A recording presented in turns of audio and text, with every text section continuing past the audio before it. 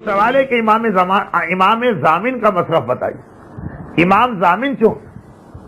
یہ بھی شریعت کی طرف سے کوئی چیز نہیں ہے، لوگ اپنی خوشی سے یہ رقم دیتے ہیں. تو اب جس معاشرے میں آدمی موجود وہاں پہ عام طور پہ جو اس کا مصرف ہے وہی مانا جائے.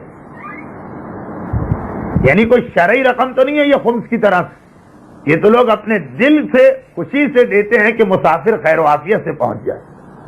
تو بعض جگہوں پر امام ضامن کو صدقہ کر دیتے ہیں، بعض جگہوں پہ امام ضامن سے کوئی نیاز کی چیز خرید کر اس پہ نیاز دلوا کے کسی سید کو کھلا دیتے ہیں. بہرحال یہ بنیادی طور پہ امام ضامن جس کے باندھا گیا اس کا پیسہ ہو گیا، وہ اس کو جس طرح سے جس دینی کام میں چاہے خرچ کرے.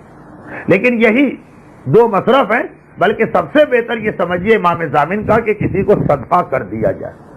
اور یہ والا وہ صدقہ ہے کہ جو سید کو بھی دیا جا سکتا، کیونکہ یہ 8ویں امام کے نام پر ہے، اور سید کے نام والا صدقہ تو بہرحال لے سکتا ہے.